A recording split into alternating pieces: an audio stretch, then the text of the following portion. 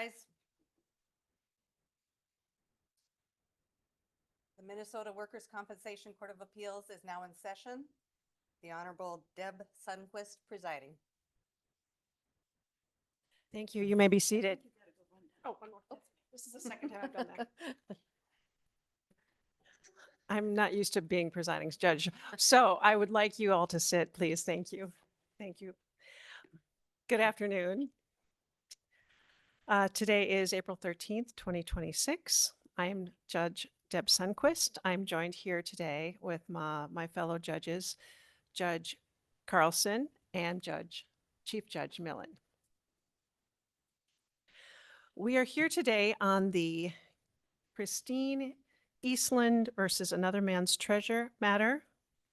That is work comp file number WC256624. We have Mr. Smith here on behalf of the appellant and Mr. Anderson on behalf of the respondent. Today's case, of course, will be live streamed, and the link is on the WCCA website. Each of you have 15 minutes to present your oral argument today, and we will start with 3 minutes. And after the 3 minutes of your best arguments, we will open up the panel for discussion and questions of your argument. You will be notified of that 3-minute mark, and you will have 15 minutes to, of course, present your argument. So with that, Mr. Smith, you may proceed.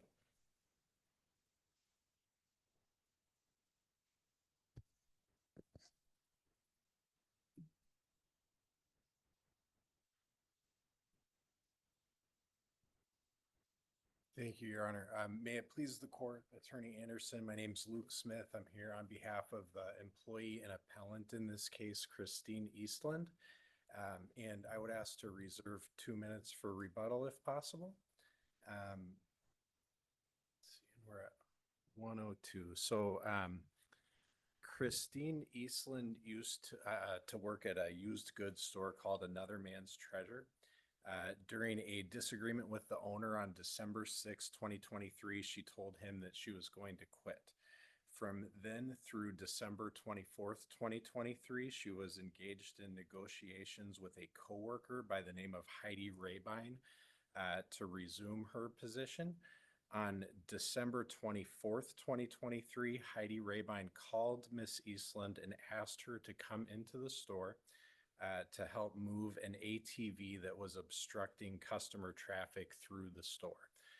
Miss Eastlund agreed and injured her lumbar spine as a result of moving that ATV. Those are the undisputed facts of this case, and the compensation judge determined that as a matter of law, that fact pattern did not occur in the course of employment. Ms. Eastlund asks this court today to conduct a de novo review using the standards set forth in Lindsay v. Minneapolis Public School District and hold that the injury occurred in the course of employment on the undisputed facts. Lindsay used a 3-factor balancing test to make that determination. So the factors are the location, the timing, and the circumstances of the injury. As to the location of the injury, here it was stipulated that the injury occurred inside of the store. As to the timing of the injury, we would contend that the fact that she was asked to come into the store at that time by Heidi Rabine should support the timing factor in the Lindsay test. And then finally, the circumstances surrounding the injury, and in Lindsay, it's specifically noted that whether the activity was undertaken in good faith to advance the employer's interests. Here she was helping a coworker to move an ATV because it was obstructing customer traffic through the store. So based upon those 3 factors and the undisputed facts, it's our position that this is a compensable work-related injury. Aside from, and I suppose in addition to that, the compensation judge also made several factual findings that we would contend are clearly erroneous. And those basically fall into 2 camps. So First, the compensation judge made several findings about those employment negotiations that were happening in between December 6th and December 24th that just sort of ignored uncontroverted testimony that the owner of the store was aware of and was a participant in those employment negotiations. And then second, the compensation judge made these three findings of fact that were based on, sort of commentary in the medical records about the location of the injury and whether Miss Eastlund was working at the time of the injury. Mr. Smith, Yep. I'm sorry I was going to let you finish that, but your 3 minutes are up. Sure. I'm going to now turn to the judges to see if they have any questions. Judge Carlson? Thank you. Mr. Smith, you argued in your brief and in your opening today that we should be looking at, I think, what you called the Lindsay test. And Lindsay and a lot of the other cases that you discuss assume an employment relationship, or the employment relationship is not in dispute. Do you agree that before even getting to Lindsay, we have to determine whether or not Ms. Eastlund was even an employee? The specific way that you framed that question, no, I would not disagree with that. So You would agree with that? yeah, Okay, I would- just want to make sure. Yeah, I would agree with that. So, but I do want to make a distinction though, because I think whether she was an employee generally and whether she was an employee on December 24th are two different questions. And I think that distinction is important. I don't think that. Well, so let's talk about it and I'm sorry to interrupt. But I agree that she was an employee for a period of time. You're right. The question is, was she an employee on December 24th? And I'm just reading from the definitions from 176011. Employee means a person who performs services for another for hire, right? So was Miss Eastlund on December 24th performing services for hire? We would contend that she was. And so I think, there's a lot of cases where an employee sustains an injury and they were not anticipating that they would be paid for that exact moment in time that they sustained the injury. And Lindsay would be one of them. But was and- there a dispute that Miss Lindsay was an employee of the Minneapolis School District? No, and in general, I don't believe that there was or should have been a dispute that that Kristine Eastlund was an employee of another man's treasure. That's the nature of what that relationship was. She was hired there. She was, paid by the. But she hour. resigned, right? I mean, when you talk about undisputed facts, there's a text saying, I resign, I'm turning my keys in tomorrow. And in fact, she did turn her keys in the following day, correct? Correct. So that, but I think that begs two different questions. And so one would be, when does the employment relationship end? And then the other would be, can there be a work-related injury after the employment relationship has ended? And I think there is some case law on that second question. So there's Karstad v. Miles Lorenz, and then there's the Zoller case. And so in that case, the employee resigned roughly 2 months before the injury happened, and there was no dispute about that. He resigned his employment, and then he agreed to go do this activity that benefited the employer to sort of. This was wrap the things real up. estate agent, correct? The real estate And who agent, agreed right. to attend some closings. Yep. I would argue, and tell me what you would say about this. The difference with Eastland and Zoller is that the employer was in agreement with him attending these closings in the future. In this case, is there any evidence that the employer was in agreement with her stopping by and helping out, or any promise of payment or any other consideration? Yes, she was asked by an employee of the employer to come in and help out.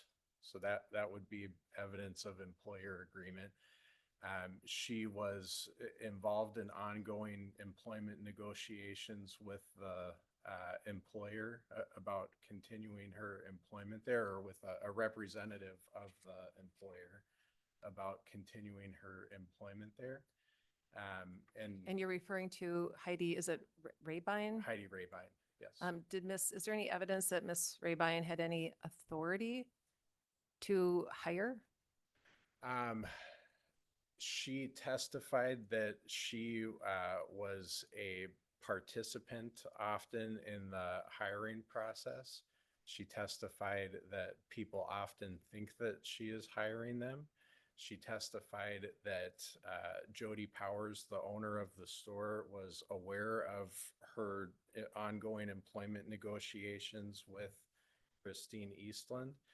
And she testified, I may get the wording wrong, but she testified essentially that he was, sort of thinking about it, or, thinking about having her back or something to that effect. So those would be the pieces of evidence that she had authority. And then on just a separate point from that, I don't know that it's material whether she had authority or not. I think that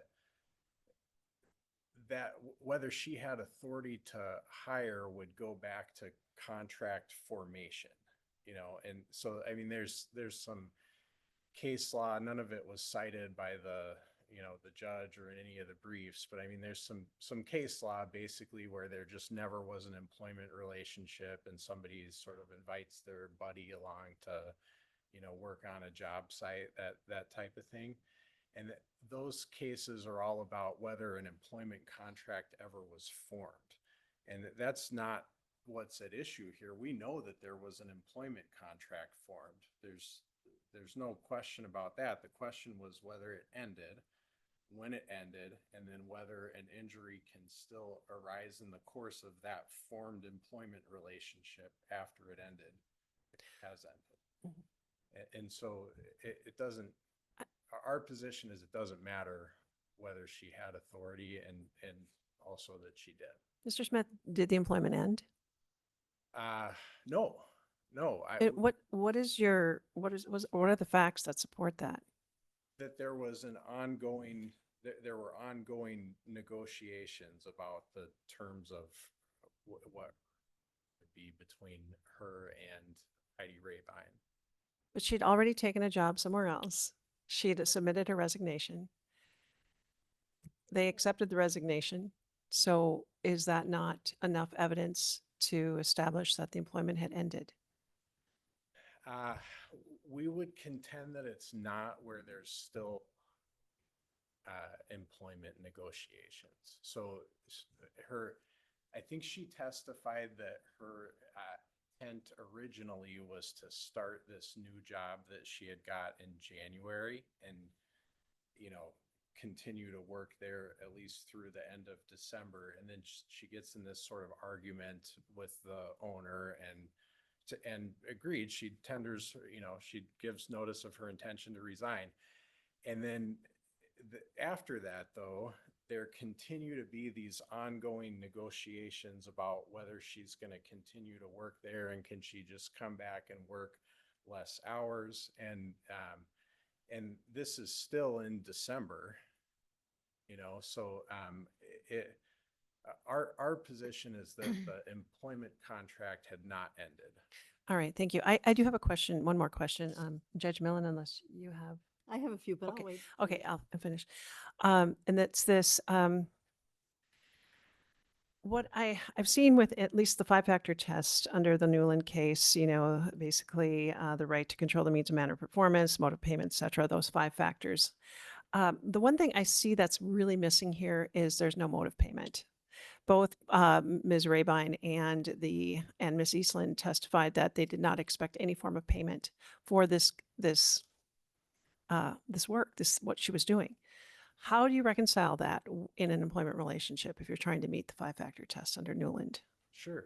That's a great question. So I'm not familiar with the specific case that you're referencing, but I think that expectation of payment does not have to be at that specific point in time. And because if it did have to be at that specific point in time, Swenson v. Zacher goes the other way. Blattner v. Loyal Order of the Moose goes the other way. Foley v. Honeywell goes the other way. Olding v. Ford Motor Parts goes the other way. Sandmeyer v. City of Bemidji goes the other way. None of those employees expected to be paid for that specific point in time that they sustained the injury. They all expected to be paid at some point. And that we would contend that that's what was happening here, that because there were these ongoing employment negotiations happening about whether she would continue to work there, that creates an expectation of payment or maintains one. And she previously had been being paid on an hourly basis for her time. So there is a known mode of payment. I mean, that's right. what had been happening before. All right, thank you, Mr. Smith.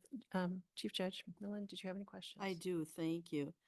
Was the, I almost said employee, was Ms. Eastlund an employee on December 23rd? Yes. She was. And tell me what methods are present to analyze that status the day before the injury. So she had an existing relationship with another man's treasurer from previously, where they had previously agreed that she would be paid on an hourly basis to, run the store. And then between December 6th and December 24th, she continued to be in talks with Heidi Rabine, essentially about whether she would continue to work there and what her schedule would be. And again, those are the undisputed facts. I mean, Yeah, that's those are undisputed facts that in my mind don't add up to an employment relationship under a contract. I had offer acceptance. At that point, one who employs the services of others is Ms. Powers. Ms. Raymond testifies she doesn't hire and fire. She's an encourager, she's an influencer, but she's not the person that hires or fires, correct? It's a yes or no. Does she hire and fire according to the transcript? Well, according to the transcript, her response to that would be, a lot of people think that I hire and fire. That's not what I asked you. Does she hire and fire? And I think her testimony's pretty clear. Respectfully, I don't think her testimony was clear about that. I think she was asked that a number of times. Did you try and clarify it in the transcript? Maybe you can point to me where. Sure. I'd have to look.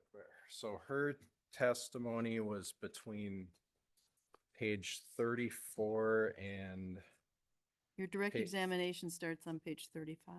okay, and then in page 53. So okay, so on page 51, defense counsel, who by the way is the attorney for her current employer, says, and in this case, you were aware that Miss Eastlund had resigned before the date of injury.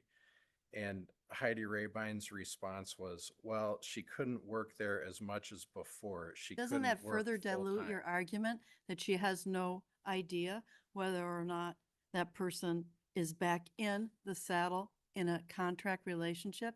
She's not sure, I believe her testimony, Ms. Rabin.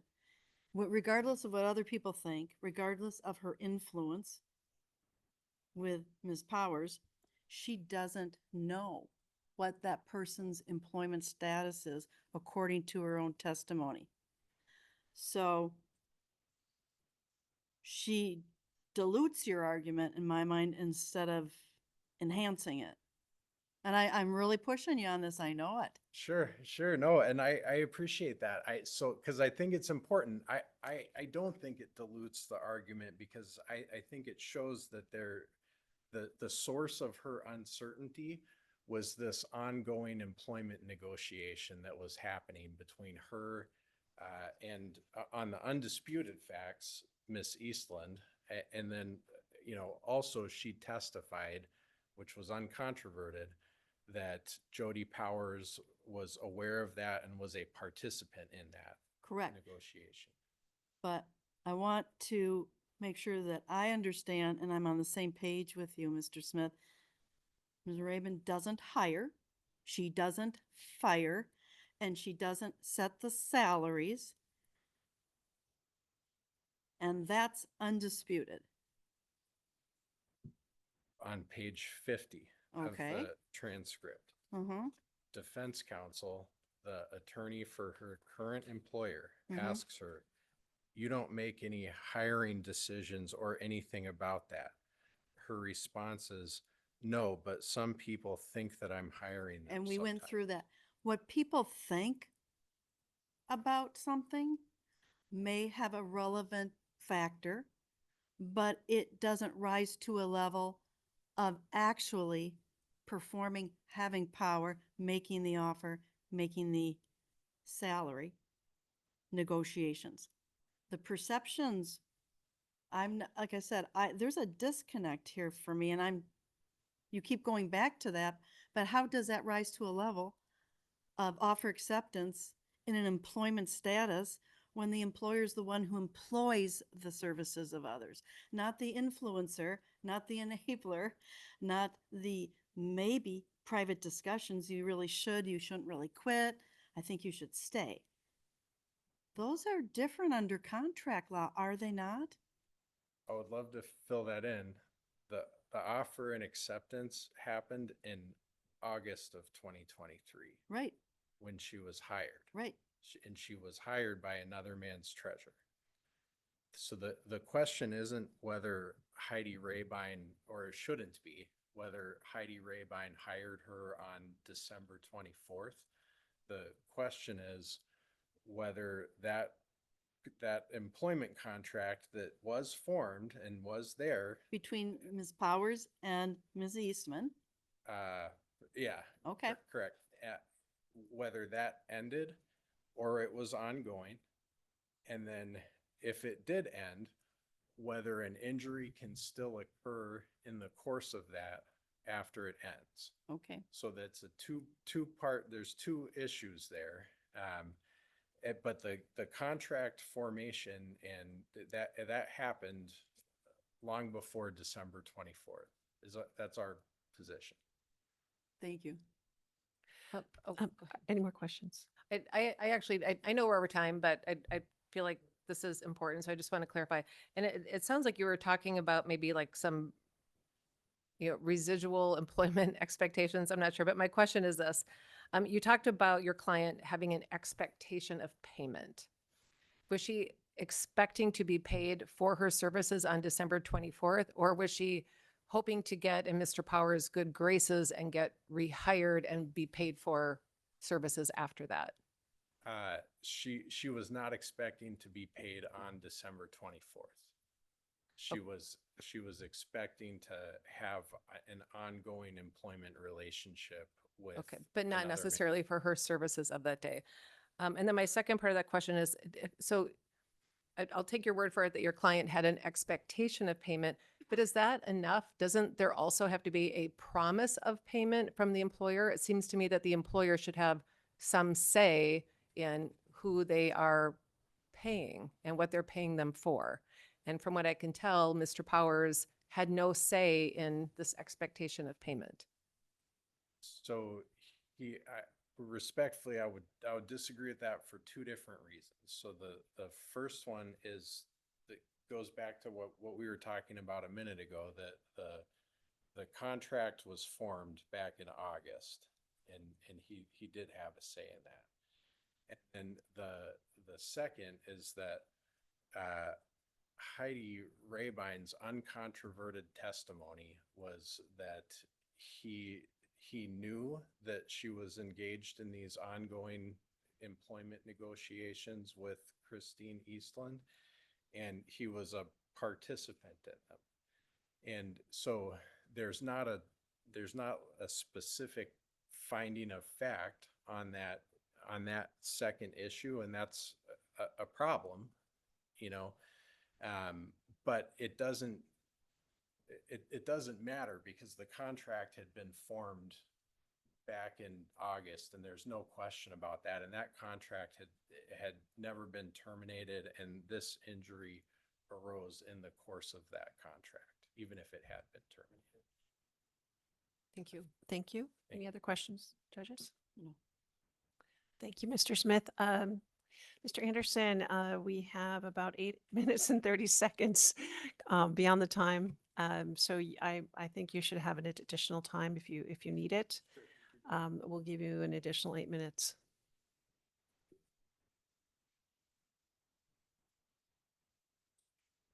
Does it just start when I start to? Good afternoon. May it please the court, counsel. I'm Kyle Anderson here on behalf of the employer and other man's treasurer and the insurer Travelers Indemnity Company of Connecticut. So there's 3 main issues on this appeal. I think they were relatively covered by counsel, but the first is that the judge did not err in his finding that there was no employment relationship or employment contract at the time of the alleged injury on December 24th, 2023. The second issue is that the judge did not err in finding that the alleged injury did not arise from or within the course and scope of any employment. And then the third are about the substantial evidence on which the judge used to support his findings related to the medical records and Heidi Rabine's testimony. So on the first issue, the judge found correctly there was no employment relationship with another man's treasurer on December 24th. As we already spoke about, statute 176.011 defines an employee as somebody who is hired to perform services. And also statute 176.021 places that burden on the employee to show that there's an employment relationship at the time of the injury. Ms. Eastlund has failed to meet her burden on both of those issues. It is true that from August of 2023 to December 3rd of 2023, she worked for the employer and was paid for those services. On December 7th, 2023, she texted Jody Powers, who is the sole owner and operator of another man's treasure.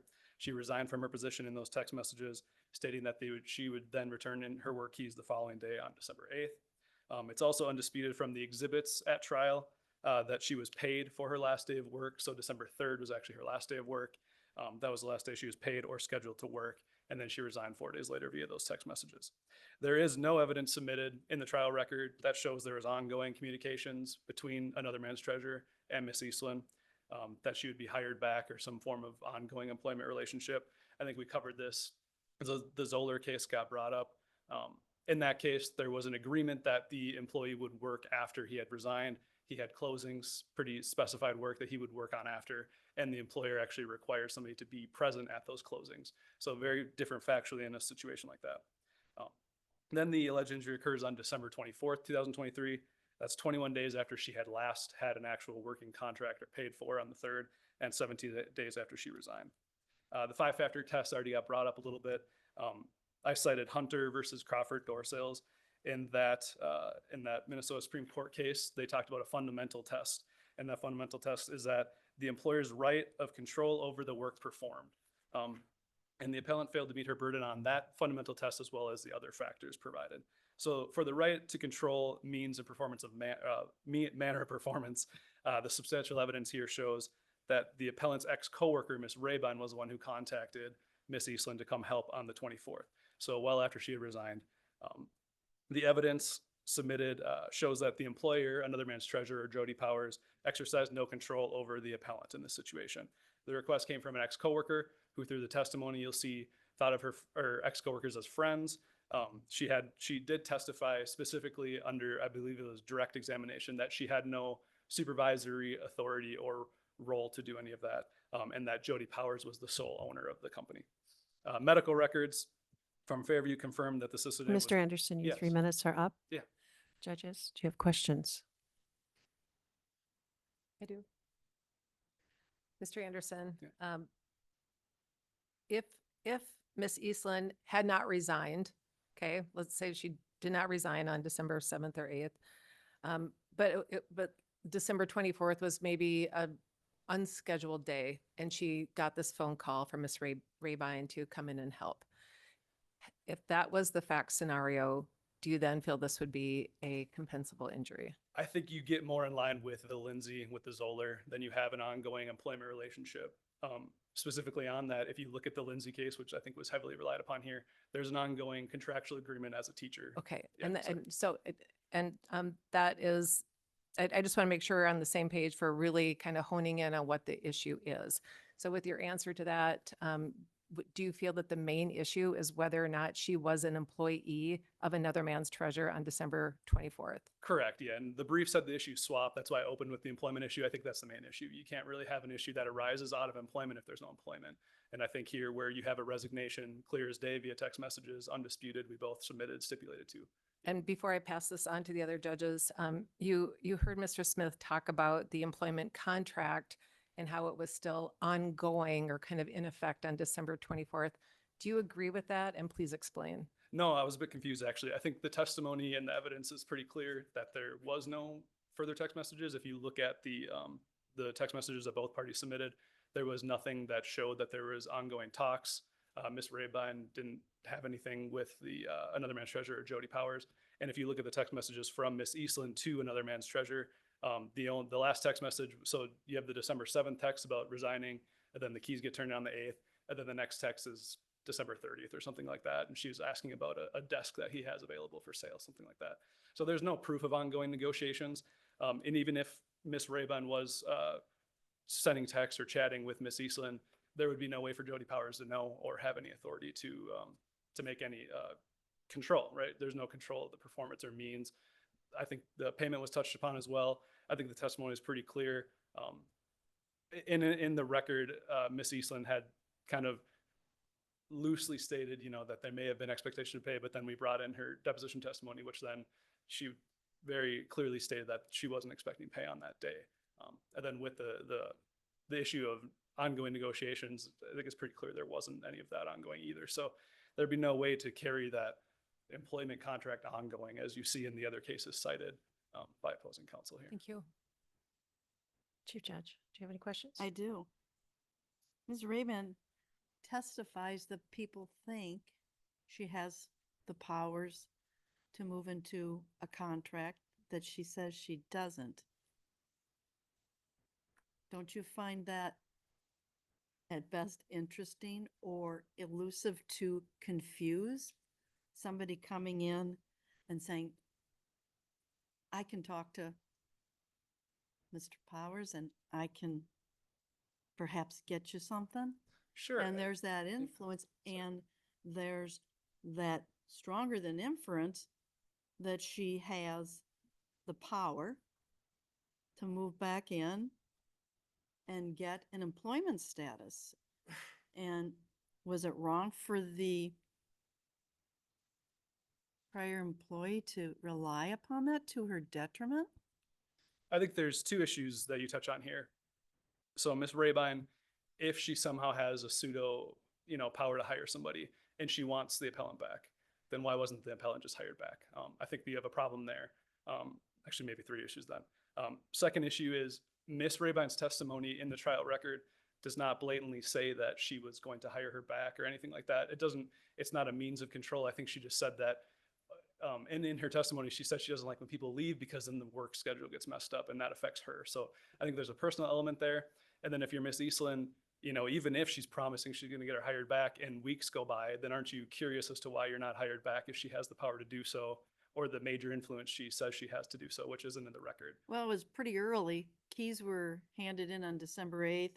Yep. The injury happens on December 24th. You get a phone call from somebody who acknowledges that people think I have more power here than I do, but I'm not sure if that's being said for the testimony here at the trial, or she's actually telling that to Ms. Eastland when she's calling her and asking her to come in and help. Right. We have no record of what the phone call was, right? But I think we have record of the testimony at trial, and both indicated that she was helping a friend. Both indicated that there was no payment. And then the third issue that I want to touch on too is she already had another job lined up. So the fact that you're resigning, you're going to start a new job. What are the odds that you're hoping for somebody to offer you another job It Um, happens all the time. I get hired for 15 a week and I go back to my employer that I handed the keys and said I can stay for 17. I mean, the negotiations are present. And the fact that Ms. Raven alludes to the power and then dismisses it, I but don't think she doesn't alludes to dismiss the it. power. People think that I have more power than I do? And that may be, what I wrote that up to at trial was that, maybe she was nervous and she thinks she's worked there for a long time, so people may think she has a hiring power. In our briefs, I think opposing said that I pushed her on that issue on cross. I think I was just trying to get a straight answer out of her one way or the other. She seemed a little, loosey about it, but I think at the end of the day, she stated she does not have a supervisory role. She does not own and operate the store. Whether Miss Eastlund thought about it or wanted to go back is irrelevant because she had a new job, she resigned, she left, and there was no ongoing employment contract at that point in time. And I don't think any of the case law, frankly, just real quick, if I have some time, opposing cited to these other cases, Swenson, Olding, and Blattner. If you review all three of these cases, every single one of them had an employee who already had a job, then sustained an injury, some on egress or leaving. Another was on leave for a surgery, got injured after. So again, there's an employment contract continuing on. And then Swenson again had an employment contract, and she was injured while going to a different part of the business of what she may or may not have been there, but she was still on duty that day. So I think there's a stark difference in facts on any of the cases cited. The strongest case factually, I think, is the one that the compensation judge cited, Karstad. In that case, we have an employee who was laid off due to seasonal work. He came back to the premises without the employer's knowledge, no notice of pay or anything like that, was injured while receiving his own items. And I think this court found that he was injured going on his own volition, and therefore there was no control of manner or performance by the employer at that point in time. So the compensation judge was free to adopt and give weight to the testimony? Yep. Do you find this to be a substantial evidence issue? Yes, Your Honor. Yep. And that was the third issue in this case, is the substantial evidence of the medical records and Ms. Rabine's testimony. I think under the statutes, we have. Why would the medical records matter if she's not an employee? Well, I think that's one of the issues too, is the compensation judge just relies upon those to point out inconsistencies in how the issue may have happened. And it was brought up as an issue. So, we just cited the statutes indicating that the compensation judge has authority to weigh evidence for persuasiveness on whether or not but that likely comes in in the course and scope of issue rather than on whether there's an employment law issue, Judge. Yeah. Thank you. Yeah, actually, that was a little shocking because didn't you guys stipulate that the injury happened at work? So Yeah. why did the judge Well, have not to that go happened at into work, Your Honor, sorry. into all of the medical causation issues? Or the medical, that it didn't actually happen at work, that it might have happened somewhere else. So Right. And I think the issues were laid out at trial, so we went through each issue just to cover in case something, were to happen. Mr. Anderson, I have a case that just was decided by this court about, less than a month ago. It's actually the Anderson, no relationship to you, I think, versus Country Sun Farm and Greenhouses case. It's also an employment relationship case that was not cited by any of you in your briefs, probably because it came after your briefs. But it is nevertheless a case that involves this issue, and I would like to know if there's any way that you can distinguish it. Are you familiar with the case? Yeah, I actually read it. Luckily, my office was spreading it around, so we saw it. But so in that case, the employee was, if I recall, hired to do some aspect of work for the employer. I don't remember. It wasn't involving the actual log cutting, but something else. And then they inferred to him that there was logs in the employer-owned parking lot, I think. And while cutting those for his own benefit, because he was going to take that wood home, he was then injured. And this court found that it was related to the work in incidental work because they would normally text about jobs and things like that. And even though it took a period of time for some work to pop up, he would still come back and do that work. So the fact that it was on employer-owned property, he was still performing duties for the employer who he was already working with at the time. There was found to be a relationship there. And I think that, they found that they had the means and control of performance, right? There was a mode of payment because he was getting paid for other jobs while on the same site. So I think that case is pretty distinctual from what we're dealing with here. Thank you. Thank you. If there's any other questions? I just have one more question. Mr. Anderson, you said in your closing, you kind of honed in on the issues pretty precisely. You said Mr. Powers didn't ask her to come in, meaning that day. He didn't, and we've kind of talked about that as to why she was there. But you also said, and there was no agreement for payment. And you've heard Mr. Smith talk about expectations of payment. Can you talk a little bit about payment? Who has to make the promise of payment, and is expectation of payment enough?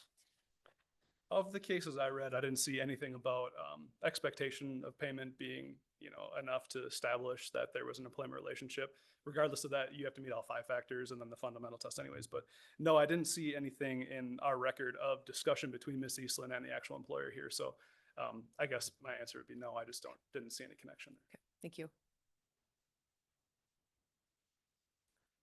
No more questions. You have about, well, you have 8 minutes and 50 seconds remaining if you'd like to make any more arguments, or if you've concluded. I'll just I'll still quickly that too. scan. Thank you. No, I think that's it, Your Honor, or Your Honors.